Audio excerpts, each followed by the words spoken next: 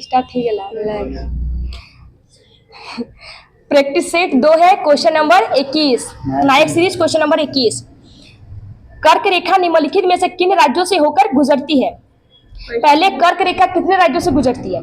8 राज्यों से। कर्क रेखा 8 राज्यों से गुजरती है। इसका ट्रिक है मित्र पर गमछा झाड़। ठीक है, मिजोरम, त्रिपुरा, पश्चिम बंगाल, उसके बाद राजस्थान, गुजरात, मध्य प्रदेश, छत्तीसगढ़ और झारखंड। ठीक है, तो यहाँ पे ऑप्शन है त्रिपुरा, मिजोरम और पश्चिम बंगाल, तो यानी ऑप्शन सी। उसके बाद कर्क रेखा का दूसरा नाम क्या है? उत्तरी रेखा। और कर्क रेखा के सबसे नजदीक शहर कौन सा है? नजदीकी शहर रांची है और जबलपुर। और इसमें जबलपुर में किसका हाईकोर्ट है? मध्य प्रदेश का हाईकोर्ट का है जबलपुर में। उसके बाद भारतीय मानक समय रेखा 82.5 डिग्री। इसमें कितने राज्य है शामिल? 5 राज्य है। इसका ट्रिक है यूपी में छत उड़ी आंधी से। ठीक है, यूपी से उत्तर प्रदेश, में से मध्य प्रदेश, छत से छत्तीसगढ़, उड़ी से उड़ीसा और आंधी से आंध्र प्रदेश। ठीक है, कर्क रेखा में भारतीय मानक समय रेखा एक दूसरे को कहाँ काटेगी? छत्तीसगढ़, यानी भैंसा मुंडा, सूरजपुर, छत्तीसगढ़। ठीक है, वहां काटेगी।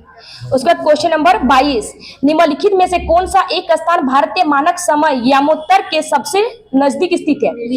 मिर्जापुर। क्वेश्चन नंबर 23, निम्न में से किस एक राज्य भारत की 7 बहनों में सम्मिलित नहीं है?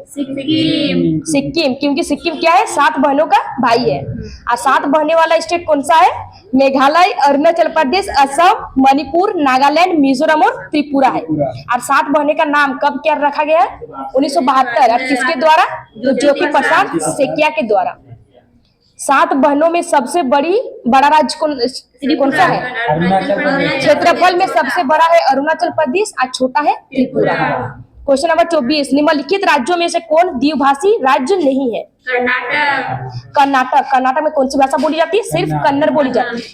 ठीक है, नागालैंड में कोन्याक और अंगामी और इंग्लिश बोली जाती है। और सिक्किम में गोरखा और इंग्लिश। ठीक है, त्रिपुरा में कोकबोरो और बंगाली। और कर्नाटक में सिर्फ कन्नड़ बोली जाती है। क्वेश्चन नंबर 25, भारत के संदर्भ में निम्नलिखित कथनों में से कौन सा सही है? ठीक है, ऑप्शन 1 में दिया है भारत विश्व का 6ठा सबसे बड़ा देश है। ये सही है? नहीं है, क्योंकि भारत विश्व का क्षेत्रफल में 7वां है और जनसंख्या में पहला है। ठीक है, ऑप्शन 2 में है संसार का लगभग 2.4% भाग भारत के अंतर्गत आता है, तो ये कृषि सही है। ठीक है, 2.4 भाग आएगा। और इसमें भारत का अगर क्षेत्रफल पूछे तो 32,87,263 किलोमीटर स्क्वायर है।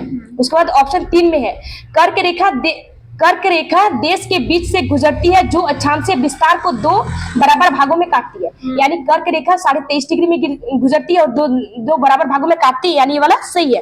ठीक है, ऑप्शन डी में दिया है भारत पूरी तरह से उष्णकटिबंधीय क्षेत्र में स्थित है। ये सही है? नहीं है। ठीक है, भारत पूरी तरह उष्ण और उपोष्णकटिबंधीय स्थित है, दोनों में स्थित है, यानी आपका सही हुआ 2 और 3। क्वेश्चन नंबर 26, किस पंचवर्ष योजना ने ज्यादा तेज धारणीय एवं समावेशी समृद्धि पर जोर दिया है? 12वीं पंचवर्ष योजना, जो समय से पहले बंद हो गई थी। ठीक है, इसमें 12वीं पंचवर्ष योजना का कार्यकाल था 2012 से 2017।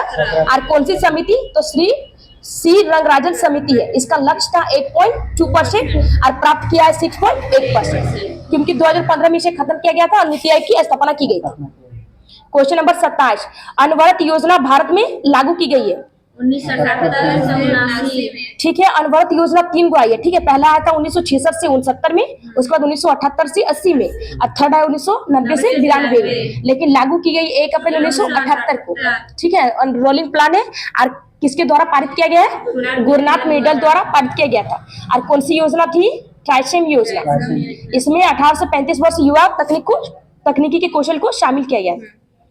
क्वेश्चन नंबर 28, किस पंचवर्ष योजना के दौरान खादी एवं ग्राम उद्योग आयोग का गठन किया गया? द्वितीय पंचवर्ष योजना। इसका कार्यकाल कब से कब तक है? 1956 से 61 है। इसमें औद्योगिकरण एवं सार्वजनिक क्षेत्र के विकास पर जोर दिया गया था। ठीक है, इसका एक्ट अगर पूछे तो खादी एवं ग्राम उद्योग आयोग का एक्ट है 1956। इसका हेडक्वार्टर है मुंबई। ठीक है, द्वितीय पंचवर्ष योजना में राउरकेला स्टील प्लांट खोला गया तो उड़ीसा में किसकी सहायता से? जर्मनी की सहायता से। और कब खोला गया? 1959 को। ठीक है, और भिलाई स्टील प्लांट छत्तीसगढ़ में खोला गया रूस की मदद से। ठीक है, उसी साल। और दुर्गापुर स्टील प्लांट पश्चिम बंगाल में खोला गया ब्रिटेन की सहायता से। क्वेश्चन नंबर 29, सूची 1 को सूची 2 के साथ मिलान कीजिए, दिए गए कूट में से अपने उत्तर का चयन कीजिए। ठीक है, प्रथम पंचवर्षीय योजना कौन से मॉडल पर आधारित है? हैराडोमल मॉडल। ठीक है, द्वितीय पंचवर्षीय योजना महालनोबिस मॉडल, और तृतीय पंचवर्षीय योजना एस चक्रवर्ती मॉडल, और चतुर्थ पंचवर्षीय योजना अशोक रुद्र मॉडल, और पांचवी पंचवर्षीय योजना डीपीधर मॉडल। ठीक है, छठी पंचवर्षीय योजना डीटी लक्कड़वाला मॉडल, और 11वीं और 12वीं पंचवर्षीय योजना सी रंगराजन मॉडल। क्वेश्चन नंबर 30, किस पंचवर्षीय योजना का मुख्य उद्देश्य गरीबी हटाओ रखा गया है? पांचवी पंचवर्षीय योजना। ठीक है, इसका कार्यकाल कब से कब तक है? 1974 से 78, यानी 4 साल चलने वाला योजना कौन सा है? पांचवी पंचवर्षीय योजना। ठीक है, आरी इसको रद्द कर दिया गया था मोरारजी देसाई, उस टाइम पे किसकी सरकार थी? तो मोरारजी देसाई की सरकार थी। ठीक है, और कौन से कार्यक्रम पर आधारित है? 20 सूत्रीय कार्यक्रम। उसके बाद इसमें न्यूनतम आवश्यकता कार्यक्रम, उसका काम के बदले अनाज शुरू किया गया था। ठीक है, कौन से पंचवर्षीय योजना? तो पांचवी। इसका लक्ष्य कितना था? 4.4%, और प्राप्त किया था 4.8%। क्वेश्चन नंबर 31, ध्वनि की प्रबलता निम्नलिखित किससे मापी जाती है? डेसिबल से, और आवृत्ति को हर्ट्ज से, और वेग को मीटर पर सेकंड, और तरंगदैर्घ्य को एंगस्ट्रॉम, और 1 एंगस्ट्रॉम बराबर 10 का पावर -10 मीटर। क्वेश्चन नंबर 32, इसमें ठीक है मिलान करना है, तो त्वरण है मीटर पर सेकंड स्क्वायर, बल है न्यूटन, और कार्य है जूल, और आवेग है Newton into second. Question number 33, स्वर्णकारों द्वारा प्रयोग में आने वाला एक्वा रेजिया निम्नलिखित को मिलाकर बनाया जाता है, यानी किसको मिलाकर बनाया जाता है? नाइट्रिक अम्ल और हाइड्रोक्लोरिक अम्ल। इसमें हाइड्रोक्लोरिक अम्ल कहाँ पाया जाता है? स्टोमक यानी पेट में, और उसके बाद नाइट्रिक अम्ल HNO3 यानी विस्फोटक रूप में इसका यूज किया जाता है। ठीक है, इसका रेशियो कितना होता है? 1:3। क्वेश्चन नंबर 34, दूध का औसत pH मान कितना होता है? 6.6। अगर टेम्परेचर अगर बढ़ेगा तो pH वैल्यू क्या होगा? घटेगा। ठीक है, दूध का pH मान कितना है? 6.6 से 6.8 है। उसके बाद हाइड्रोक्लोरिक अम्ल का pH वैल्यू शून्य के नजदीक होता है। ठीक है, नींबू का 2.2 से 2.4, और कॉफी का 4.5 से 5.5 है।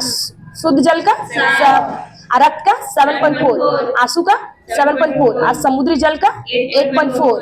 उसके बाद सोडियम हाइड्रोक्साइड का 14।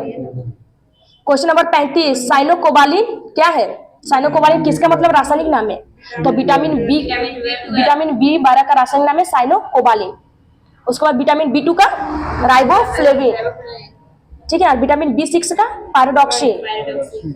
उसके बाद विटामिन बी कॉम्प्लेक्स में 8 गो विटामिन है। ठीक है, विटामिन B1 का क्या है? थायमिन, और B3 का है नियासिन, और B7 का है बायोटिन, इसे विटामिन H भी कहते हैं, और विटामिन B9 का है फॉलिक एसिड। क्वेश्चन नंबर 36, निम्नलिखित युग्मों में से कौन सा सुमेलित नहीं है? यानी थायमिन है विटामिन बी का, तो इसकी कमी से कौन सा रोग होता है? बेरी, तो ये सही है। और विटामिन डी यानी रिकेट्स, इससे होता है सूखा रोग, ये भी सही है।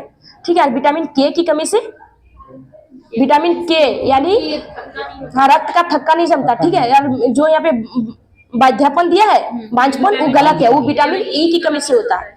और नियासिन पेलाग्रा यानी विटामिन 3 का साइंटिफिक नाम है नियासिन, इसकी कमी से पेलाग्रा रोग होता है।